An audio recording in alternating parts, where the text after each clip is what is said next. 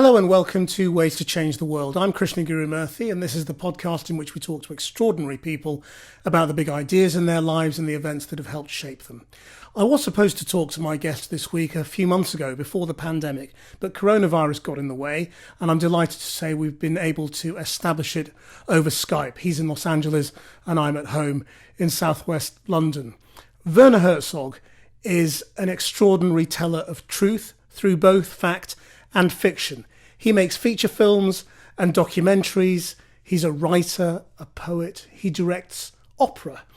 His latest film, called Family Romance LLC, is set in Japan. Many people who've seen it think it's in fact a documentary because it is so real in its feeling. In fact, it's a fiction, and it's an extraordinary piece of work. Werner Herzog, thank you for joining us. Hello, yes. Thank you for having me. Good afternoon. It must be afternoon for you already. For me, it's morning. Yes. How has your lockdown quarantine period been? Have you had to stay inside, or have you been able to have something of a life? Well, I do have quite a lot of life. I'm blessed because I have a small garden and I can move out, but I'm disciplined because the only responsible way to deal with the virus is isolate yourself as much as you can and be responsible. So I'm doing all that, and that's my answer. And otherwise, sure, I had to postpone not only or cancel not only two other film premieres of mine, of other two films. I had to cancel or postpone a workshop with young filmmakers in the Colombian jungle. But I have a normal life. I do write a lot every day, poetry, prose texts, so it's not getting boring. And of course I read, I always read, and that's my joy. Well, let's talk about your latest story, which is the reason we're getting to talk to you today. It's called Family Romance LLC. And some viewers have thought it's a documentary, but in fact it's a work of fiction. And I suppose that leads us straight into what you and your truth-telling is all about. Can you tell me about the film, first of all? It's set in Japan, and it's based on real life.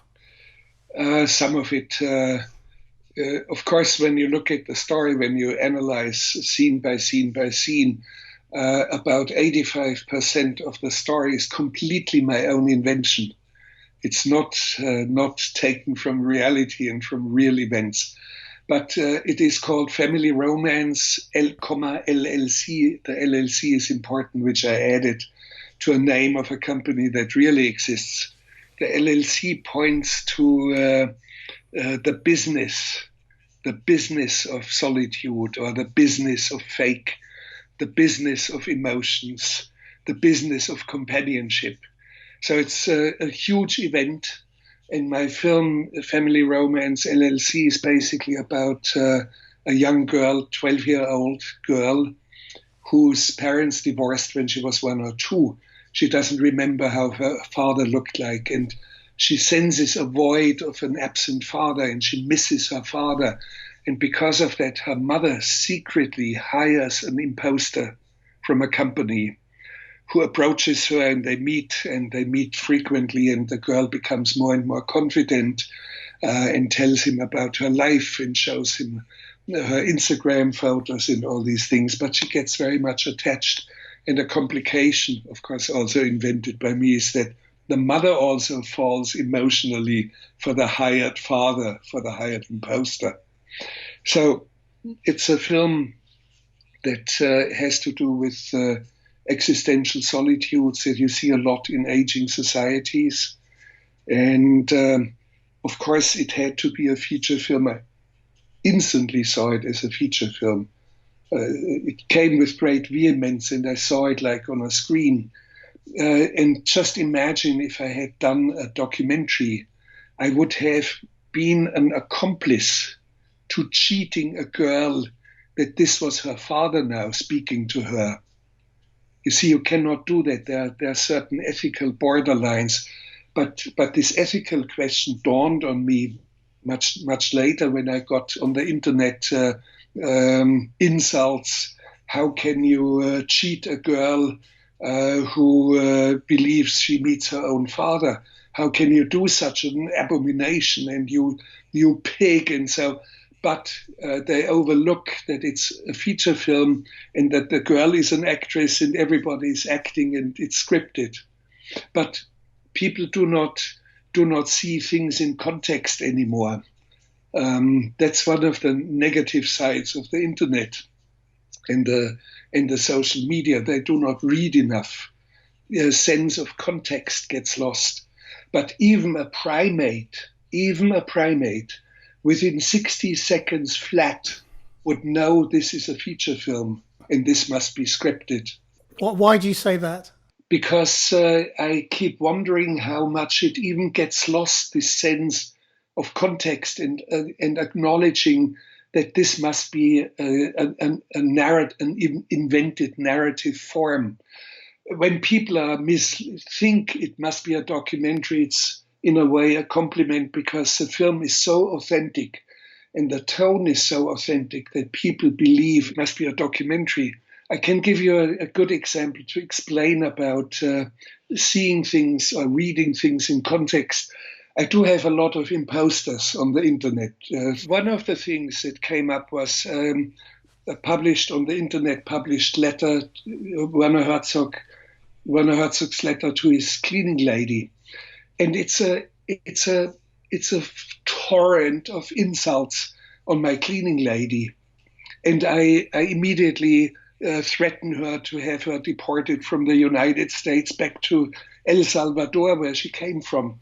Now, within less than one line, it jumps at you. You see it's satire. It is so wildly articulated, it's satire. But the comments, hundreds of comments, are ranting against me and what a pig I am, and how can he be such an idiot and speak like this to his poor cleaning lady. And they cannot read it in context anymore. They cannot read satire anymore. And secondly, what they don't see, there's a headline. And on the internet, it has to be flashy headlines.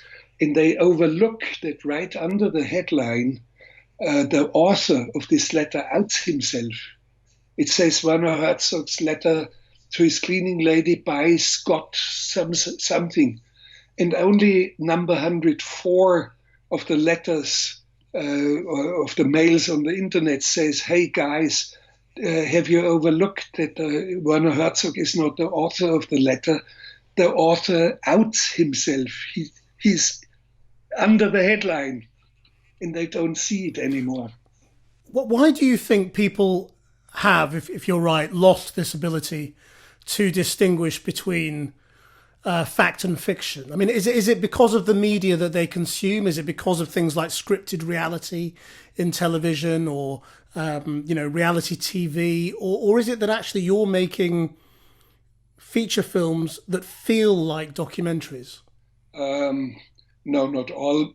My feature films have the feel of documentaries. I made a film, Heart of Glass, where all the actors act under hypnosis, under real hypnosis, and it's completely and utterly stylized and strange, of course, and they are in 18th century costumes.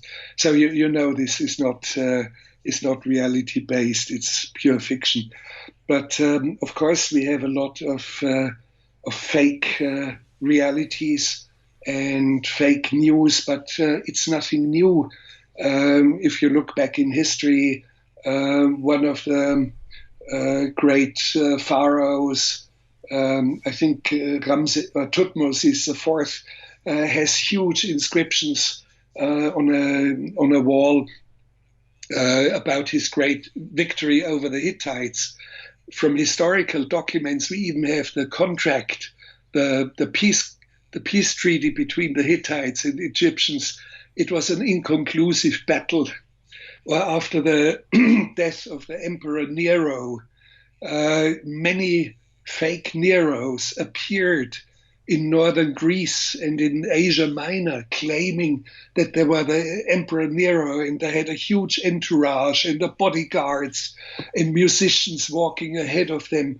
And we had the Potemkin's villages, 18th century Russia, where Potemkin for the Tsarina built fake villages, only the facades. We have had it since we have documented history. It's nothing new. It's nothing new, but of course now it comes like an avalanche at us because much of politics is done via the internet, via Twitter, for example. We have famous examples where Twitter is the essential tool of communication in politics, here in America, for example. And why do people today fall so massively for fake news? I think it has, as a reason, an underlying reason, one of the reasons is we are not attached to the real world enough. And that means, in my case, but I'm unusual because I've derived my knowledge of the world by traveling on foot. But nobody, of course, travels on foot today. And by reading a lot, strangely enough, my sense of storytelling, my sense of conceptual thinking, my sense of distinguishing tones of speech comes from literature. But hardly anyone reads, and it's not only since Facebook and the chat rooms and Twitter, where we have reduced written text to a minimum. It has started decades ago, and you could see it in academia coming at us. Nobody reads anymore. So what drew you to this particular story? I mean, I understand watching the film, and you've explained why in this particular narrative it had to be a work of fiction. But why, when you looked at this thing that was going on in Japan, did you think that is a piece of, I must make a piece of fiction about this rather than a documentary? One of my former students of my rogue film school, a very fine filmmaker, is doing a feature film now himself and a writer. He approached me and he said to me, showed me an article that he had published in the Atlantic about family romance. And he was totally excited, and I was just speechless. And I said to him, this is so big. This is so significant. I can't express why, but I know it's so big. You have to make a film right now, and it has to be a feature film. But he didn't feel secure enough and ready enough. And I said to him, well, it has to be done. Should I do the film then? And he said, oh, yeah, let's go ahead. And he's a producer now, Rock Morin. He speaks Japanese, not perfect, but he speaks good Japanese. And I owe him a lot for this film. And this sense of there was such a big story, and we immediately got in touch with Yuichi Ishii, and I asked him for telling me stories from his daily business life, and I asked him for helping me with casting. Casting meaning casting from the pool of his agents that he hires and rents out, or actors that he sends out. He's got about 1,400 by now. It must be at least over 2,000 now. So it's exploding as a business. And I knew it was going to be one of my essential films that looked deep into the status of our human condition right now. And it had to be done. So there was an enormous urgency.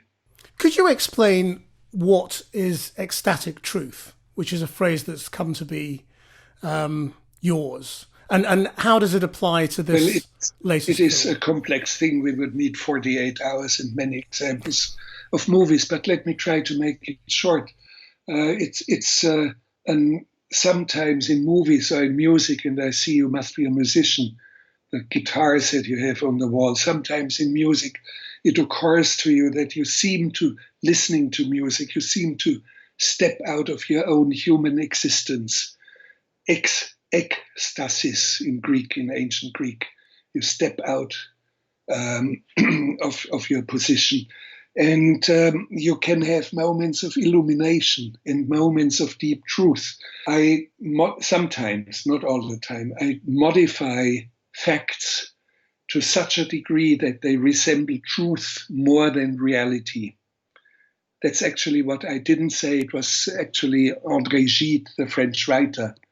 But Shakespeare once said, truest poetry is the most feigning. And it struck me. It's astonishing. And I give you the best of all examples to explain ecstatic truth or modifying facts in order to illuminate the viewer, to illuminate you and give you a deeper truth is Michelangelo. When he created the Pietà as a fairly young man, and I think it's the greatest of all sculptures ever created now in St. Peter's. It's Jesus in the arms, taken from the cross in the arms of his mother Mary. When you look in the face of Jesus, it's a tormented face of a 33-year-old man. And you look in the face of his mother is 17. So now my question is, did Michelangelo try to give us fake news? Did he try to cheat us or lie to us? No, he didn't. He modified the facts in such a way that you recognize the deep truth of the man of sorrows, and you recognize the deep truth of his mother, Mary, who is the Virgin.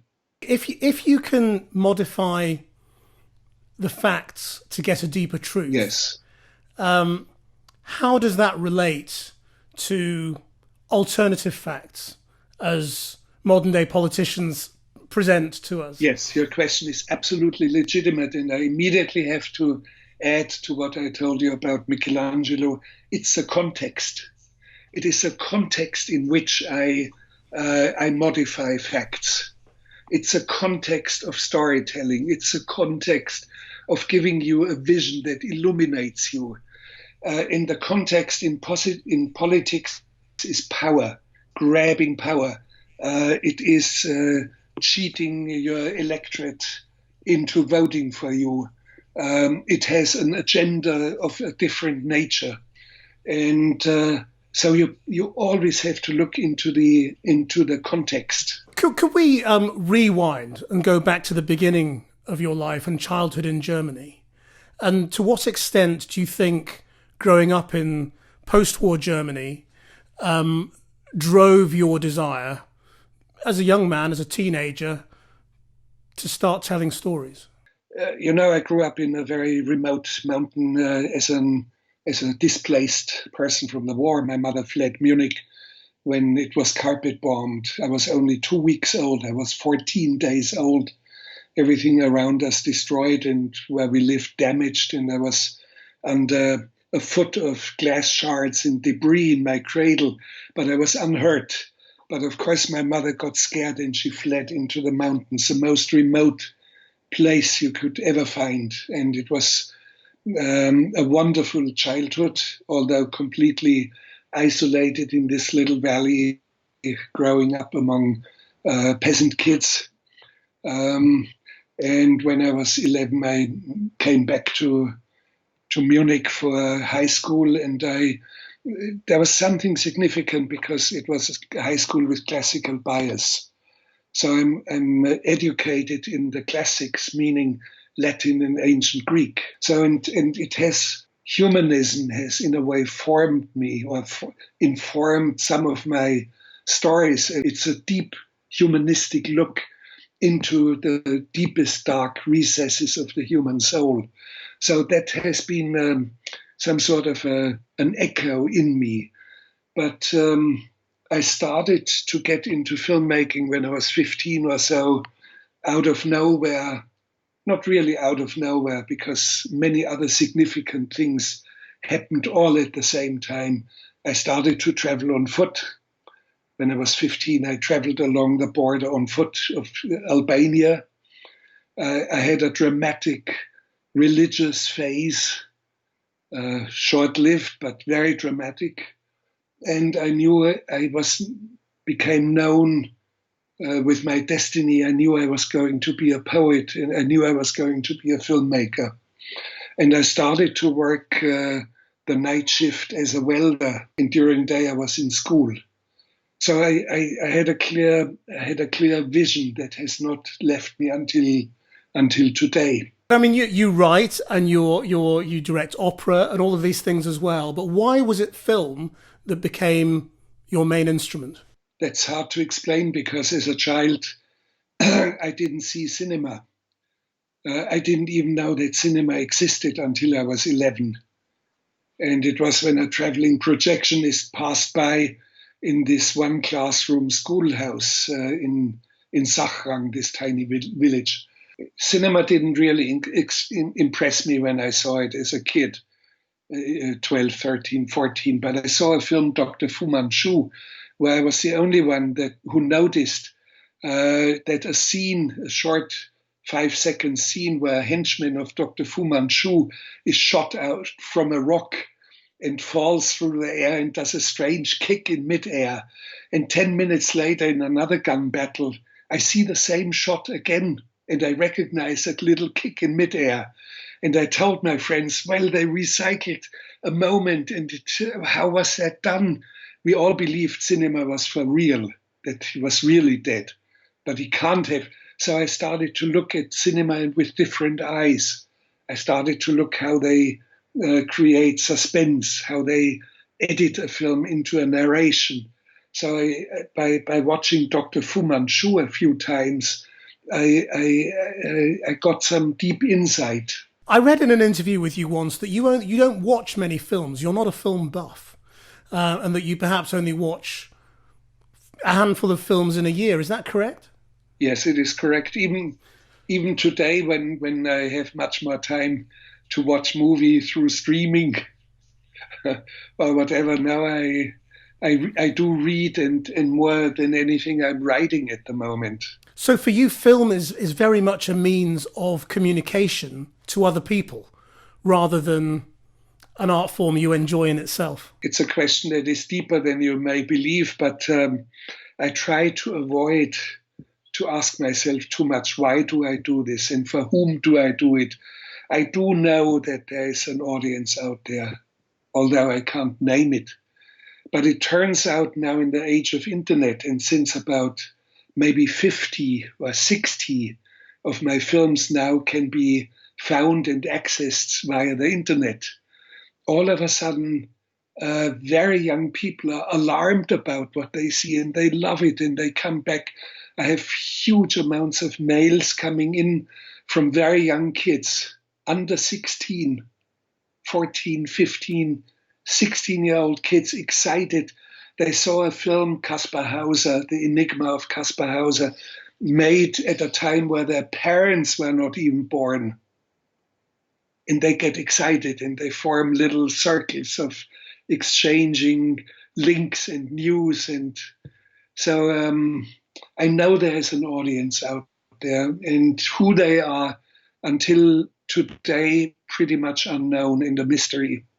Are you trying to reach more people with your acting as well, or is that something you do for fun?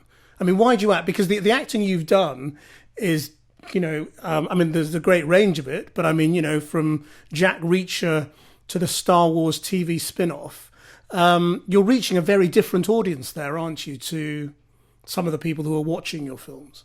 Yes, but the acting roles are of limited scope. Whenever it comes to the fill in the gap of the true villain in the demonology of today's cinema, they look at me. Yes, I'm good as a villain. Now, let me put it very simple. I enjoy everything that has to do with cinema, directing, acting, writing, screenplays, editing, you just name it. Doing my own cinematography, like in Family Romance, I'm my own cinematographer as well. So I love what I do, and I would do only where I know I can deliver. And I never competed for anything. I never went into any casting. Tom Cruise and Christopher McQuarrie, the director, they approached me with great urgency. They really wanted me as a villain in the film. And they had seen other films by Harmony Korine, for example, where I play much larger parts, but I'm dysfunctional and hostile with my own children, the film children, and completely bonkers. So they had seen it and they really wanted me. And the same thing, Jon Favreau for The Mandalorian. He was really vehement in loving my films. And he said, you must be seen by more people. And there's something I know you would do well. And I was a little bit hesitant. So he showed me his round horizon, said how wonderful technical achievement in filmmaking now. And he got me into this mess. But it must introduce you to a whole new crowd, as you say. I mean, you've got young fans of your films now, and I suppose through your acting, you're also reaching new people who may discover the rest of your career. Yes, but they're completely anonymous. It's only numbers. Things I say, one simple sentence. I was asked whether I had seen the series of Star Wars films, and I said, no, I'm not familiar with it. So, but in a half a sentence, casually, and all of a sudden, a couple of tens of million comments are on the internet going viral. So it is utterly strange for me, and I better should duck down into the trenches much more. I mean, you say you were your own cinematographer on Family Romance LLC. I gather you funded it as well yourself. Yes. Yeah. I mean, why? I mean, surely there are backers queuing up to work with you. No, that's not the truth. I wish it were. I always had problems in financing my films, and it's more difficult today. It takes quite a while until you have a screenplay and you make contracts and all this in funding. And I knew I could do it with very little money, doing it guerrilla style. And I have preached in my rogue film school, roll up your sleeves, don't wait for the big finances to do a film like this. Do it yourself. You can make a film even with your own cell phone. So go out and do your film guerrilla style. I did it like that because with the tiniest imaginable crew, I did it because I knew I would be months into soliciting shooting permits that I would not get because the Japanese filmmakers all are desperate. They all are not allowed to film in their own streets. For example, the bullet train platform is a high security area. You never ever get a permit. You better go down, be unobtrusive, film once, and walk away. So that's what I did, and I knew I had to do. And do you think cinema and seeing films in cinema is still important and distinct to what's going on in television? Because all the money in drama seems to have moved to television now, whether it's Netflix, Apple, or all of those new platforms. How do you think that's changed the landscape? It has started quite a few years back, and now emphasized by the pandemic, as we cannot go to theaters. Everybody goes to streaming. But it's not just streaming, it's not only television. I've seen a lot of kids who watch feature films on their cell phones. So it's a entirely new forms of viewing movies, and we have to see with stark naked realism what is happening. And in my opinion, it is irreversible. But at the same time, of course, I'm a man of theaters. I'm originally a man of celluloid, but I'm not nostalgic. I have to see how the world is moving and what is coming at us, what the young audiences are doing worldwide. So I actually have no nostalgic attitude. But could you tell your stories through a 10-part series on Netflix, or should it be a single feature-length film? No, there's no recipe there's no cooking recipe. I can do it. In fact, I do have a project that would be a limited series of 8 films on Henry Ford, Fordlandia, building his gigantic plant for rubber trees and rubber production in the Brazilian Amazon.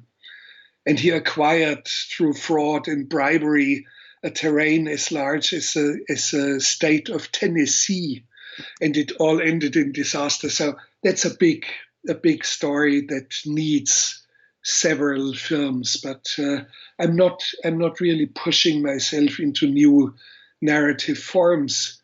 But sometimes it is good that we have these much larger forms. It replaces, for example, the 800 pages Tolstoy War and Peace. War and Peace you cannot do in a single feature film. You have to do a whole limited series. Or the Brothers Karamazov. You better do a limited series. And how has your approach to stories changed as your own fame and the myths around you have grown? There are so many stories around you that they're all, that get kind of added to over the years. Don't go too wild.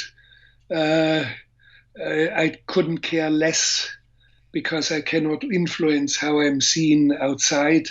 And there's a lot of myth making around me, not triggered by me. But now, since it's myth making, I'm accused of having created the myths.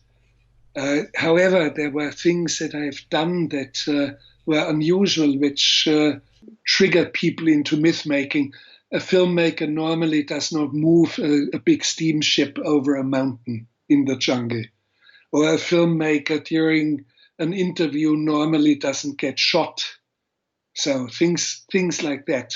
People even believe, I spoke to the journalist who interviewed me for BBC 2 or 3 years ago, Mark Kermode. He tells me that many people on the internet now believe it must have been fabricated, that he, Kermode, the interviewer, planted a little explosive device on my body and triggered the explosion and pretended that I was shot. It is mythology and legendary sort of replicas of me floating around, and I cannot stop it, and I couldn't care less.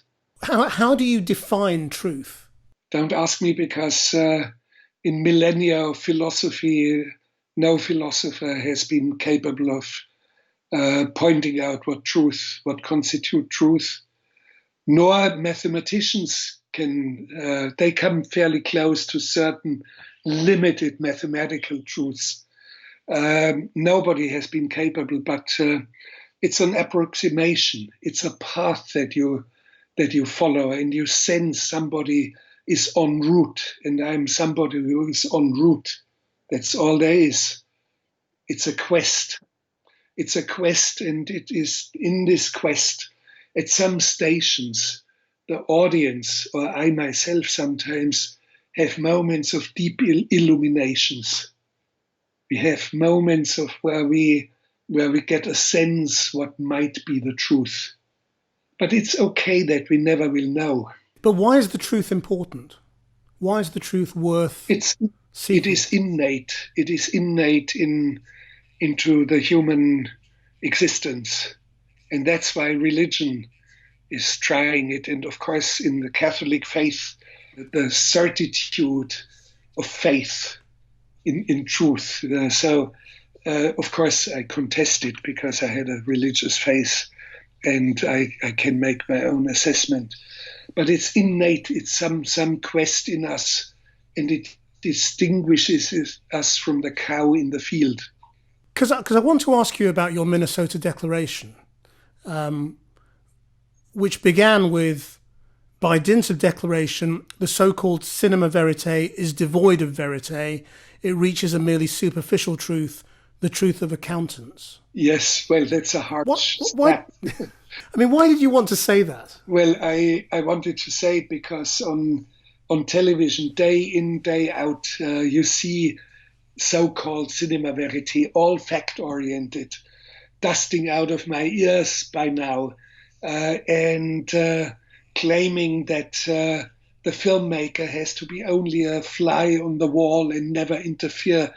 And I think bullshit. That was the answer of the 1960s. That was the answer during the Vietnam War. We have to find new ways of defining ourselves in documentaries. Number one, we have to move away from purely and exclusively fact-oriented cinema, because even facts in cinema, in documentaries, are always by the angle in which I show it, the editing in which I present it, the perspective in which I show the facts, are always an interference anyway already. And I am very much into moving away from facts or modifying facts. André Gide, the writer, has said very beautifully that he modifies facts to such a degree that they resemble truth more than reality. It's a wonderful sentence. I really like him for that. The Book of Books is not the Manhattan phone directory. It has 4.5 million facts, correct numbers and names. But why is Mr. John Smith, and we have dozens and dozens and dozens of John Smiths, but why is Mr. John Smith on 2nd Avenue? Why is he crying into his pillow every night? We do not know. And I, with my films, want to know not his correct address. I want to know why he's crying into his pillow each night. So I also want to ask you about your opinion then of news, because that's my normal job. I spend most of my time anchoring the news and reporting the news. Do you think we can tell the truth? It's a disgrace what you see on the news. And I'm highly skeptical, because almost everywhere worldwide, news has become part of the entertainment industry. And the ratings are of utmost importance. And even on BBC, inevitably, you have to have a feel-good story at the end. And it's for lifting the audience up from the reality of the world out there. You have to have the tiger mom, the tigress, who feeds a little baby goat that is suckling next to the little tiger kittens. That's BBC. And it shouldn't be. It doesn't have to be.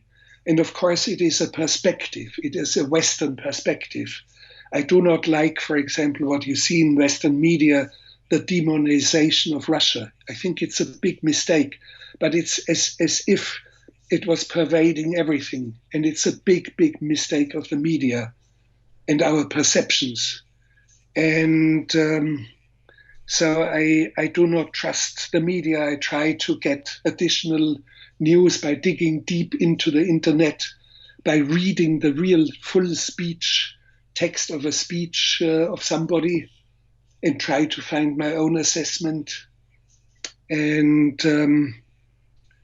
the news is something you only can touch with as a viewer. You better touch it with a pair of pliers. You have to remain skeptical, because today it's not so much what the events are out there in the world. It is what counts is who owns the narrative. Well, I won't waste time by trying to defend myself or my own business. It's an interesting perspective. Yeah. No, my advice is, and I think everybody knows it, look at the news with skepticism and try to corroborate some of what you heard from other sources. I mean, obviously before your time, but do you see any similarities that people often write about at the moment between the way, populist politicians are behaving in America and Europe and 1930s Germany? Yes, of course, there was massive brainwashing, and of course the Nazis knew how to use the mass media at that time. The explosive advent of radio. It was radio, but this kind of brainwashing has happened before that. If you look at the start of the First World War, it was all of Europe like brainwashed, like brainwashed. The jubilation with which young German soldiers were leaving the railway station with flowers and music, and the girls crying, and the French soldiers with incredible enthusiasm, and the Brits and everybody, as if the entire world had been utterly brainwashed. The enthusiasm for going to war was phenomenal, and it is shocking to see it today, and it's shocking to see what happened during the rise of the Nazis, because it led not only to destruction of a war, it led to utmost barbarism and a Holocaust of 6 million Jewish people, an industrialized Holocaust that makes it even more scary. And you better look very well at the massive brainwashing that I see today. And you see it in different parties. You see it unfortunately, the pandemic is coinciding with elections, upcoming elections, that makes it worse. Because everybody is forced to access the internet and access fake news on Twitter and YouTube and in the social media. You just name it. You left Germany very young, but do you feel a personal link to that history, or do you feel that it's other people's history? Of course, we are all shaped by history, knowingly or not knowingly. We are shaped. We are a result of history. And when I say history, I have to give you the caveat. Of course, history is a human construct. It's a construct of perspectives. It's a construct of contemporary desires. You have to be careful when you speak about history. But I think we mean of what we are taking, what we are talking about. If it's overwhelmingly there, like the Nazis in the Second World War, you better look very carefully at what had happened, and you better look very carefully at the sources from the opponent's side. You better look very carefully into the archives of the Soviet Union, and you better carefully ask Mikhail Gorbachev about his opinion, and you better look carefully into your own parents. How did you find Mikhail Gorbachev when you look back on it now? I immediately liked him, and he somehow immediately had a rapport with me. And partially it probably came because we had a similar upbringing. Growing up in the remotest corner of the country. And at the end, I mean, he's much older or not that much older than me, but growing up at the end of the Second World War and knowing what hunger was, starvation. And as a child, I was hungry. And those are common things that we shared, and we knew about each other. He knew about me. He knew about some of my films, and he immediately had a liking in me. And it was a series of very wonderful encounters. And I wish him all the best. He's ill, and he was ill a few years ago when I spoke to him. And so how do you see your mission going forward now? I mean, are you determined to keep working at the current rate? Well, I just finished the film, but I'm somebody who can start filming fairly quickly, because my next film again should be with a very small crew, so that I don't leave a big print. That is becoming dangerous. If you are having a 220 people crew and actors out there, then you are leaving a dangerous path of an avalanche out there in the world. So you better reduce it like I reduced myself in Family Romance. We've kind of touched, I think, we've kind of been touching around it really in terms of how you have sought to change the world through the course of your career. And it's a lot to do with storytelling and to do with truth. If you could just change the world by waving a magic wand, how would you do it? Oh, I have never tried to change the world. I'm a storyteller, but how would I do it?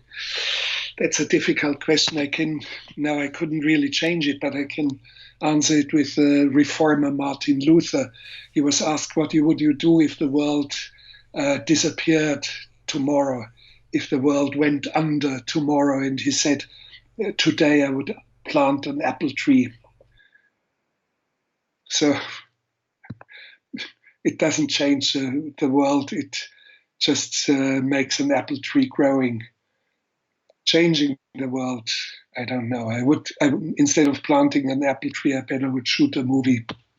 Werner Herzog, thank you very much indeed. Thank you for joining us and for telling us about your thoughts and your career, or a little bit of it. We've only touched on a little bit of it, but it's a very big career. Thank you for your patience. You have been very patient with me. No, it's been fascinating. Thank you very much indeed for talking to us. I hope you've enjoyed watching and listening to that interview. All of these Ways to Change the World interviews are available on the Channel 4 News YouTube channel. Our producer is Rachel Evans. Until next time, bye-bye.